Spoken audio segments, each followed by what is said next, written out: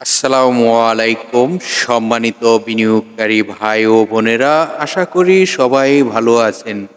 আজকের ভিডিওর টপিকটি ইতিমধ্যে আপনারা স্ক্রিনে দেখতে পারতেছেন। আমাদের ভিডিওর আলোচনাগুলো শুনবার আগেই এই সতর্ক বাণীটি অবশ্যই পড়ে নেবেন। পুঁজিবাজারে বিনিয়োগ ঝুঁকিপূর্ণ, জেনে বুঝে বিনিয়োগ করুন।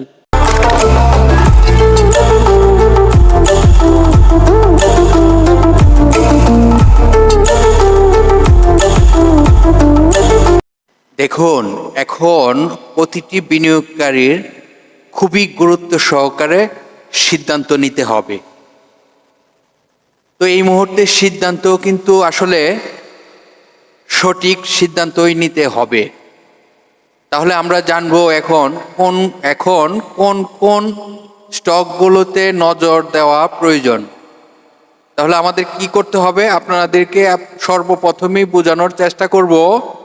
মার্কেট এখন যেহেতু কারেকশন হয়ে আপট্রেনে যাবে, তাহলে আমাদেরকে প্রথমেই দেখতে হবে ইনভেস্ট করার আগে কোন সেক্টরগুলো ভালো করে দিছে।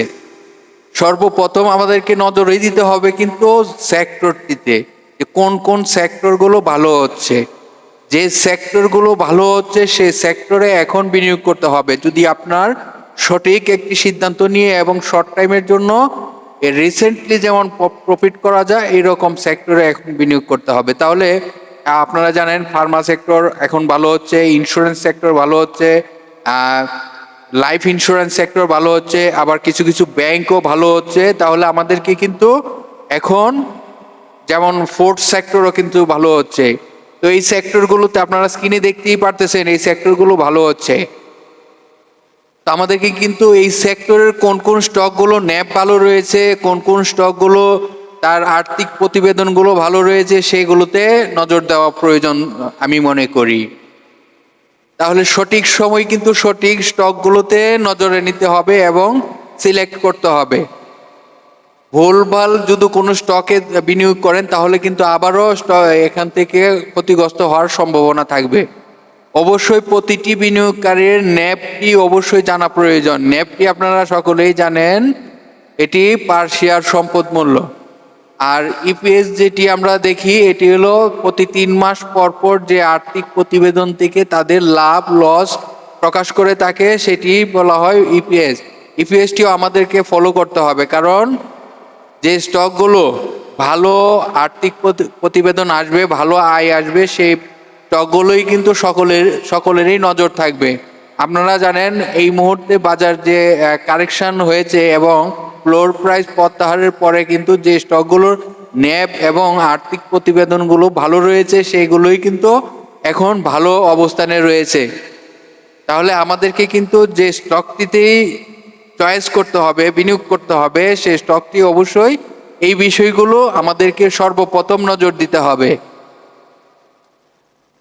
এখন যে স্টকগুলো আমরা সিলেক্ট করতে যাব, দেখেন আপনাদেরকে স্ক্রিনেই দেখানো হচ্ছে যে স্টকগুলো আপনারা দেখতেই পারতেছেন। বেশ কি হচ্ছে, ডাউন ট্রেন্ড মানে 10%-এর মতো প্রায় তারা প্রাইস ডাউন ট্রেনে চলে আসছে। তো এখান থেকে গত 2 দিনে যে ডাউন ট্রেন্ডটি হয়েছে 10% করে স্টকগুলোতে কমেছে, সেই স্টকগুলোর মধ্যে ন্যাপ কোনগুলোর ভালো রয়েছে, কোনগুলোর আর্থিক প্রতিবেদনগুলো ভালো রয়েছে, সেই স্টকগুলো এখনই আপনার সিলেক্ট করা প্রয়োজন, কারণ এই স্টকগুলোই কিন্তু ভালো হবে। বাজারের যে প্রেসার সেই প্রেসারটি কিন্তু থাকবে না, কারণ এই ভয়ে যদি আপনার হাতে স্টকটি ছেড়ে দিয়ে থাকেন তাহলে আপনি বোকামি করেছেন, এই কথাটিও কিন্তু আমি বলবো। তো এখন স্টকগুলো চয়েস করতে হলে আপনাদেরকে স্ক্রিনে কিন্তু আমি দেখানোর চেষ্টা করতেছি যে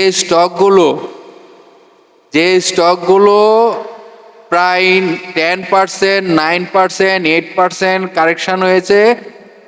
2 কার্য দিবসে প্রায় 20%-এর মতন কারেকশন হয়ে গেছে। সেই স্টকগুলো থেকে যে স্টকগুলোর ন্যাপ ভালো রয়েছে এবং যে স্টকগুলোর ইপিএসগুলো ভালো রয়েছে সেই স্টকগুলো আপনার এখন চয়েসে রেখে বিনিয়োগ করতে পারেন। এই স্টকগুলোই কিন্তু দিন শেষে ভালো হবে। তো এটি আপনাদেরকে কিন্তু আমি বারবার অনুরোধ করে বলতেছি যে স্টক চয়েস করতে হবে আগে। স্টক আপনি যে বিনিয়োগটি করবেন সেখানে কিন্তু স্টকটিকে যদি আপনি সিলেক্ট না করতে পারেন, আবারও কিন্তু আপনি ভুল করতে যাচ্ছেন। তাহলে আমাদেরকে কিন্তু এই স্টকটি সর্বপ্রথম চয়েস করতে হবে। আমি আপনাদেরকে কিন্তু স্ক্রিনে দেখানোর চেষ্টা করতেছি যে যে স্টকগুলো 10% করে 20% অলরেডি মার্কেটে প্রাইস কারেকশন হয়ে গেছে। অনেক স্টক 30%-এর কাছাকাছি কারেকশন হয়ে গেছে। সেই স্টকগুলোতে আমরা এখন বিনিয়োগ করা আমাদের জন্য সঠিক একটি সিদ্ধান্ত হবে। সঠিক সময় যদি আমরা সঠিক সিদ্ধান্তগুলো না নিতে পারি, তাহলে কিন্তু এখান থেকে কখনোই আমরা প্রফিট করতে পারবো না। এক্সাম্পল, আমি একটা স্টকের নাম আপনাদেরকে দেখানোর চেষ্টা করতেছি, অ্যাডভেন্ট ফার্মা স্টকটি কিন্তু ভালো করতেছে এবং এই যে দুঃসময়েও কিন্তু স্টকটি তেমন কারেকশন হয় নাই।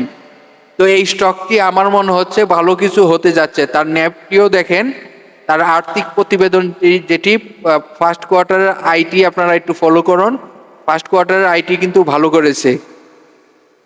তো আমি সকলকে আবারও অনুরোধ করব, আপনারা বিনিয়োগ করার পূর্বেই যে সেক্টরগুলো ভালো করতেছে, অবশ্যই এখন যে সেক্টরগুলো ভালো করতেছে সেই সেক্টরের স্টকটি যে স্টকটা আপনার কারেকশানে রয়েছে বেশিরভাগ, সেই স্টকটিতে বিনিয়োগ করুন। তাহলে আপনি এখান থেকে ভালো প্রফিট করতে পারবেন।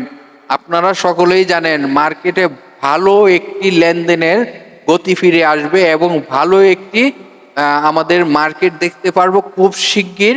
এটি খালি আপনারা ধৈর্য ধরেন, খুব বেশি সময় নিবে না। আমি বলবো না যে খুব একটি সময় নিবে বেশি, আপনাদেরকে বলবো যে শর্ট টাইমের মধ্যে আমরা একটা ভালো একটি মার্কেট নতুন করে দেখতে পারবো, যে মার্কেটটি আমাদেরকে খুব একটি লাভজনক মার্কেটে রূপান্তর করবে। লাভজনক হতে হলে কিভাবে লাভজনক হতে হবে? আমাদের হাতে থাকা স্টকটি লসে সেল করা যাবে না। আমাদের হাতে থাকা স্টকটি অবশ্যই ধরে রাখতে হবে এবং আমরা এখন যে স্টকগুলোতে চয়েস করে স্টকগুলো ক্রয় করতে যাব, অবশ্যই যে স্টকগুলো কারেকশানে রয়েছে সেই স্টকগুলো ভালো ন্যাব দেখে এবং ভালো ইপিএস দেখে আমরা বিনিয়োগ করব। তাহলেই কিন্তু এই স্টক থেকে বিনিয়োগ করে প্রফিট করা সম্ভব হবে। তো প্রিয় বিনিয়োগকারী ভাই বোনেরা, আপনাদের কাছে আমি আজ যে আলোচনাটি করেছি সেই আলোচনাটি শুধুমাত্র আপনাদেরকে সহযোগিতা করার জন্য।